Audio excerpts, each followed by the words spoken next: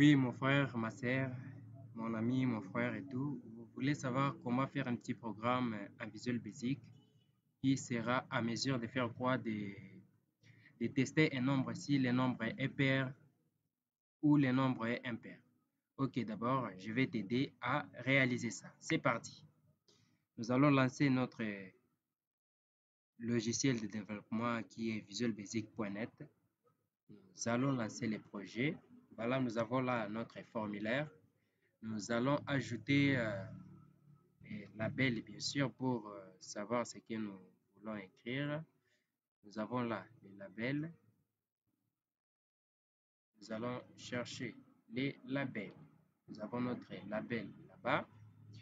Nous allons avoir encore besoin des labels. Hein, ça permet à écrire, je crois, vous savez. Et nous avons cherché encore notre text box qui permettra de faire quoi? Sur lesquels plutôt nous allons écrire les chiffres ou un nombre. Et nous allons chercher aussi encore quoi? Par exemple, les boutons. Voilà. Les boutons qu'on va cliquer pour... donc, pour tout ce qui est mis en forme, les amis, vous pouvez faire ça selon votre choix, votre goût et tout. Mais moi, ce qui m'intéresse maintenant, c'est arriver à faire quelque chose de bon. Là, j'écris par exemple nombre. J'écris par exemple nombre.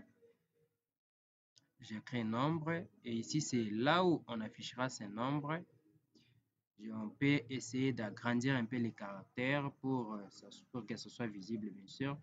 Nous allons venir ici sur la propriété font qui signifie en français la police, bien sûr. Ça permet à changer l'écriture. On vient ici, on met la taille 16. OK. Et on vient ici sur le bouton. On peut écrire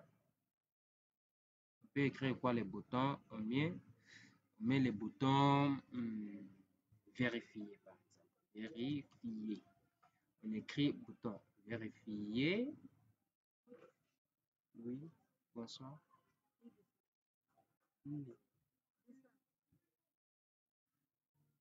Pardon, j'arrive. Donc, après, vous cherchez là où on a voilà, notre bouton là, vérifier. Et puis, on peut agrandir ça comme, voilà.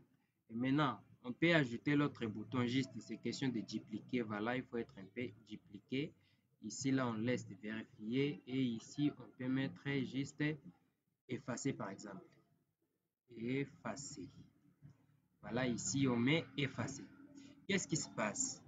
Quand on clique sur vérifier, il doit y avoir quand même un endroit où on peut voir les résultats, bien sûr. Là, je peux ajouter soit les labels, soit je peux utiliser un text box. Qu'est-ce que vous proposez? Bon, utilisons seulement un text box. On duplique encore notre text box ici, qu'on peut mettre ici, voilà. On peut essayer aussi d'agrandir ça en multiligne pour que ça soit un peu gros. On peut mettre ça comme ça. Et ici, on aura aussi besoin d'un autre label, voilà. On peut monter ça un peu comme ça pour que ça soit un peu plus joli parce que moi, je suis parmi ceux qui aiment la beauté, voilà. Je suis, voilà, je mets là-bas. On change ça, on écrit résultat. Résultat, voilà. On peut faire quelque chose comme ça. Maintenant, bon, on peut renommer.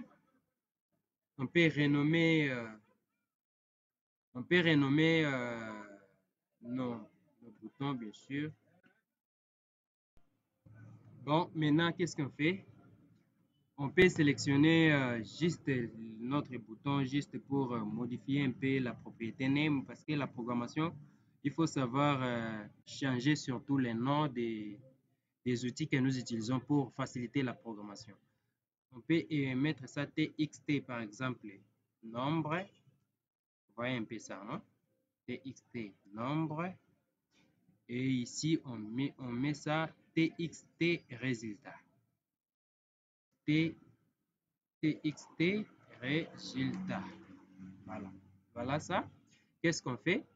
L'idéal, c'est que dès qu'on met les nombres ici et qu'on vient cliquer sur vérifier directement, les résultats apparaissent ici. Donc, nous allons devoir entrer directement dans l'effort de notre programmation. On a fini juste la partie esthétique, bien sûr. On va double-cliquer sur le bouton vérifier. Vous pouvez aussi changer le nom du bouton, par exemple les boutons vérifier ou bouton supprimer et tout. Mais moi, comme je n'ai que deux boutons, ça vaut la peine de changer. Donc, je vais dire quoi à mon programme? J'ai dit à mon programme, si par exemple, quelqu'un clique sur le bouton vérifier, tu fais le bouton vérifier, toi tu fais quoi? Tu prends la propriété qu'il a écrit là-bas dans les TXT nombre, tu prends la valeur qu'il a écrit là-bas et tu essayes de comparer si cette valeur plutôt est paire ou impair. Sur ce, qu'est-ce que nous allons dire? Nous allons commencer par, euh, par dire à notre programme if, qui est une condition, if text, donc test, c'est quoi? Text, c'est quoi le nom? Textbox, c'est combien? Attendez, donc c'est plus important de changer le nom, voilà. J'ai mis ça TXT plutôt. Donc, if txt nombre.test égale, donc, if txt.test égale,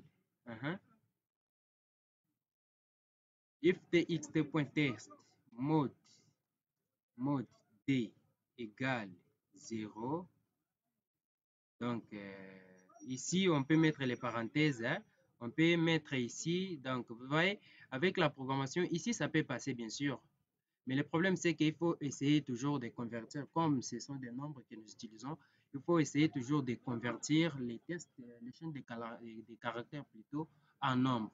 Sur ce, qu'est-ce qu'on va dire? On va mettre val ici, val qui signifie convertir en entier. Là, le programme va comprendre.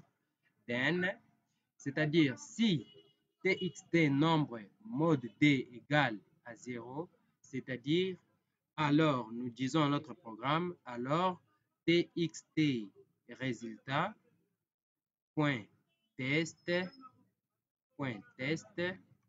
égale à quoi? À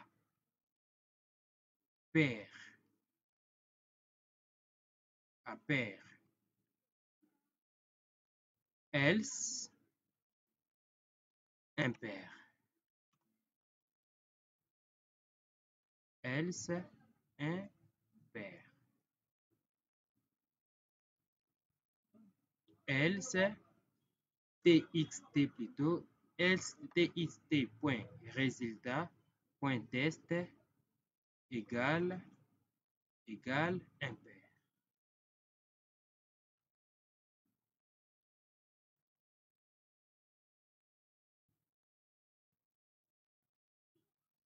Égale impair. C'est-à-dire, nous avons dit à notre programme, si par exemple les txt, ce qu'on va mettre là-bas, égale 0. Mais maintenant, voilà, c'est ce que nous avons dit ici.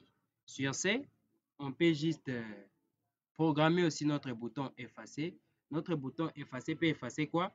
Peut effacer juste les nombres qu'on a écrits et aussi les résultats qui sont affichés. Voilà. On peut dire txt.nombre.clear. Voilà, on peut dire clear.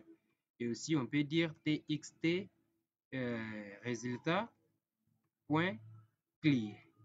On peut dire ça et on peut essayer d'abord à voir ce que ça va donner. Voilà. Bon, ça commence ici, mais on va essayer de changer la logique pour que, d'ailleurs, changeons directement. On peut venir ici dans la propriété, on change juste dans la propriété index, bien sûr. On va tab index, oui, bien sûr. On peut mettre ici, c'est D, et ici la propriété tab, quoi, on met 0. On peut mettre 0 pour que dès le lancement de notre programme, le curseur soit directement sur les nombres. Voilà. Voilà ce que ça donne. Essayons de mettre un P D ici. Vérifier. C'est-à-dire c'est le nombre pair. Essayons de mettre 3 vérifier, ça dit c'est les nombres impairs. Voilà ce que notre programme donne comme résultat. Donc, exemple, mettons 15 ici. Il vérifie, il dit, c'est le nombre impair effacé et les tout sont partis. Voilà, c'est la fin de notre vidéo, chers amis. Merci d'avoir suivi jusqu'à la fin. N'oubliez pas de vous abonner à la chaîne pour donner la force à votre frère qui est derrière la caméra. Merci beaucoup.